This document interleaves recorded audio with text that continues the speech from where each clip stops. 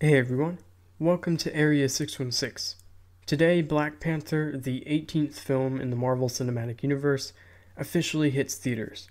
And with Avengers Infinity War, Marvel's grand finale, next on the list, a lot of people, including myself, have been wondering just what Marvel will do following this. After their big story spanning across almost 20 movies is over, where will they go next? Today, that's exactly what I'm going to try and figure out. With Phase 4 set to officially begin in 2020, with the currently unrevealed May 1st release, I'm going to try and predict what movies Marvel will be releasing starting in Phase 4. But there's a couple of things to get out of the way before I start. First, I don't think there will be a Phase 4 technically. I think that for the foreseeable future, Marvel will ditch the phase-by-phase approach and just release movies, which I think would work well for them. So really, I think in this phase, so to speak, I don't think there will be quite as much of an ongoing story, but really just individual movies. Also, there's been rumors that Marvel's going to up the number of movies they release every year. With the number of franchises they now have, I think that's just inevitable. I think they might even end up being more like a traditional movie studio, where they don't really have a set limit to the number of films they can release every year. They just do as many as they can, though that be further in the future. And for this video, I'm just gonna say that they'll likely end up at 4 per year. The other thing I want to mention is the Disney-Fox deal. The fact of the matter is that this still isn't set in stone. Kevin Feige himself has said that he hasn't even started planning X-Men or Fantastic Four movies because the deal just isn't done yet. On top of that, a recent report came out saying that COMCAST is considering topping Disney's price. I'll still include the X-Men and Fantastic Four here, but that news has changed the way I thought about this set of movies. But I'll be planning about 4 years, so from 2020 to 2023, going over all the sequels and new movies I think we'll get. But we've got a lot of ground to cover, so let's get started. I'm actually very confident about 2020's releases. As of right now, we only know one movie is coming out that year for sure, and that's Guardians of the Galaxy Volume 3. I'm going to put that in the May 1st spot. I think this will center around a lot of fallout from Avengers Infinity War and Avengers 4. I'm willing to bet that Thanos will basically cripple the Nova Corps, leading to a much weaker force in Volume 3. I think here we'll meet Richard Rider, one of the last members of the Nova Corps, probably one of the ones trying to keep it alive. I think a lot of this movie will center around the birth of Adam Warlock, with Ayesha being the main villain of sorts. Next up, I'm personally pegging the recently confirmed Black Widow movie for the August 7th spot. It's not confirmed, but it makes the most sense here. I think the plot will be pretty much what you'd expect from a Black Widow movie. It'll feature the Red Room returning, maybe in the form of Yelena Belova, and Natasha going on a quest to put an end to that once and for all. For Avengers 4, I think the Avengers will be shattered, with a lot of the founding members being dead or just gone. And I think this movie will deal with Natasha finding a place in the world now. She's done horrible things in the past, and I think the Avengers were important to her because with them, she was a hero, she was helping people. With them now most likely gone, this will be about her finding a place without the Avengers. Also, I'm hoping this will be the MCU's first R-rated venture. It's probably pretty unlikely, but if Deadpool is coming to the MCU, I think this would be a great movie to start us on that path with, and it would fit the character's tone best. And finally, on November 6th, we'll get Doctor Strange 2. Scott Derrickson has said he wants Nightmare to be the villain of the sequel, so yeah, I think he will be. It'll probably be called something like Doctor Strange Nightmare, pretty straightforward, and might introduce Clea and or Brother Voodoo. The first movie disappointed me, honestly, because it had stunning, awesome visuals, but a kind of bland, generic superhero story and tone to go with it.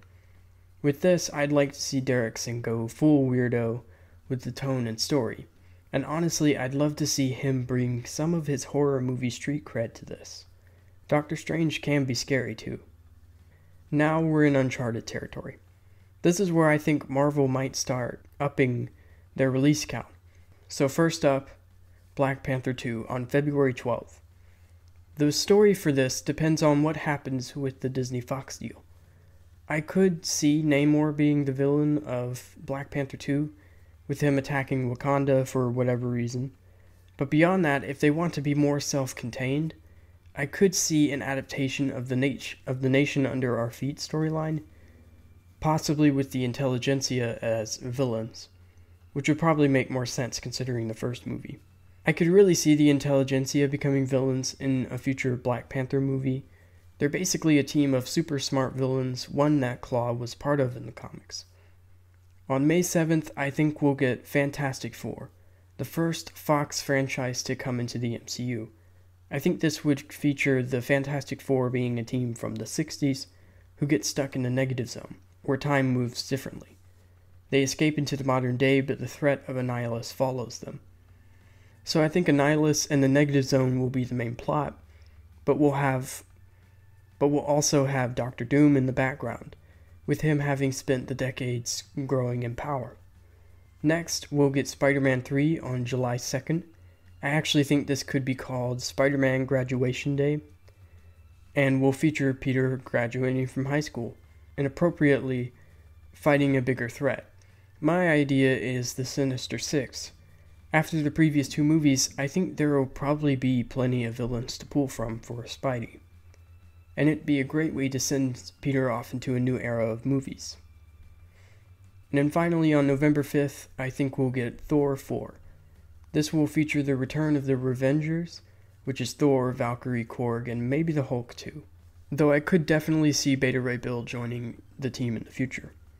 In this, I think they'll be looking for a new home for Asgard, especially following a rather nasty attack during Avengers Infinity War. Taika Waititi would undoubtedly want a colorful, weird new world to explore, so my suggestion, the Eternals. These are a race of godlike beings, much like the Asgardians. This would be a brand new, untouched world for Waititi to craft, with the Deviants being the villains. Ragnarok was a fun, lighthearted movie, but it also had some serious themes about legacy. And this could explore some ideas about the divide between the Eternals and the supposedly inferior Deviants. Maybe this could be called something like Thor the Deviant Saga, after the comic series of the same name. Starting off 2022 will be Captain Marvel 2 on March 6th. It's hard to say what this might be about, but what I'd personally like to see is that all-female team-up movie we've been hearing so much about. That sounds like a great idea to me, and I think Captain Marvel is the perfect franchise to do that with. In the team, I could see Carol leading members like Scarlet Witch, Gamora, Shuri, Valkyrie, Spectrum, etc. Title-wise, I think that would depend on what this team's name is. So for me, it'd be either Captain Marvel and the Valkyries, Captain Marvel and the Champions, or maybe Captain Marvel and the Ultimates.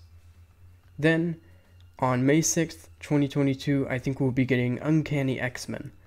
This film will most likely answer the question of just where the X-Men have been in the MCU all this time. Villains-wise, I personally think Mr. Sinister is a great villain to start with, especially considering he's never been on film before.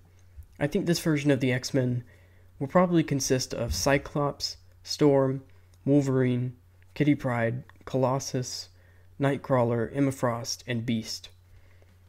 Pretty similar to the astonishing X-Men lineup, which, in my humble opinion, is the best X-Men lineup. Next up, on July 1st, we'll get Ant-Man and the Wasp 3. There is a pretty big gap in between Ant-Man and the Wasp and this, but I think they could make appearances in other movies in between. Story-wise, this one's hard to predict, but maybe Egghead could take center stage, or maybe more of an exploration of the quantum realm, with Psycho Man as the main villain. I also like the idea of Hench, which is an app introduced in Nick Spencer's astonishing Ant-Man series that allows you to hire a supervillain, though that's probably too over the top for the MCU's tone.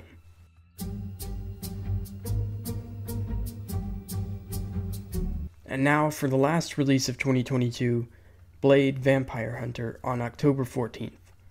I've said many times in the past that I think Blade should be on TV, as I think he's too dark and violent for the movies. And that's probably still true, unless Marvel starts doing what I hope they start doing, and introducing R-rated films, possibly with a separate name like Marvel Knights. In this, honestly, I think it'd be kind of neat to see the idea of Blade's daughter finally brought to life.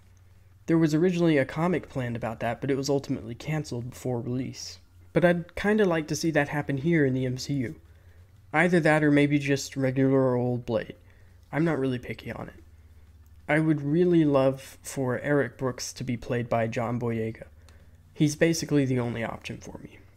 On March 3rd, I'm hoping for the next new franchise character, Nova, starring the previously mentioned Richard Rider. I think this movie would focus around Rich, trying to keep the Nova Corps afloat, trying to rebuild it from the ground up. The recent Guardians comics have dealt with that as well, with corruption becoming a big problem for the Nova Corps, and I think that could be a large part of the movie as well. Villains-wise, I'd like to see someone like Michael Korvac or maybe Blastar, and a big galaxy-threatening plot, maybe something to do with the Cancerverse. Then, on May 5th, I'm expecting new Avengers. The triumphant return of the Avengers with a brand new lineup, which I think will consist of Captain Marvel, the recently graduated and now legally an adult Spider-Man, Doctor Strange, Ant-Man, Wasp, and Black Panther. T'Challa would most likely fund the team, with Shuri providing them with the tech they need. Story-wise, I think this will probably be a loose Secret Invasion adaptation, on a slightly smaller scale than the comics. So maybe instead of being called New Avengers, it might be Avengers Secret Invasion. Either way. Then, on July 7th, we'll get Spider-Man 4. So, yes, I do think we'll get a new Spider-Man movie every other year. And I think this movie will see Peter going off to college, juggling that with his newfound responsibilities as a full-time member of the Avengers. I think this is where we'll start getting a more classic Spider-Man with more iconic villains. Personally, I think this would be a great place to bring on Dr. Octopus, and to reintroduce the Osborns for a much bigger future in the MCU. I would say we could also get Peter working at the Bugle, but with him being an Avenger, he probably gets a paycheck for that, thanks to T'Challa. So he wouldn't really need to. The title I would personally give this is Spider-Man Brand New Day.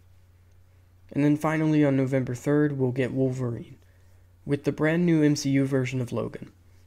Honestly, what I'd like to see here is a story not unlike the Punisher Netflix series, with Logan trying to uncover his dark past with the CIA and Weapon X.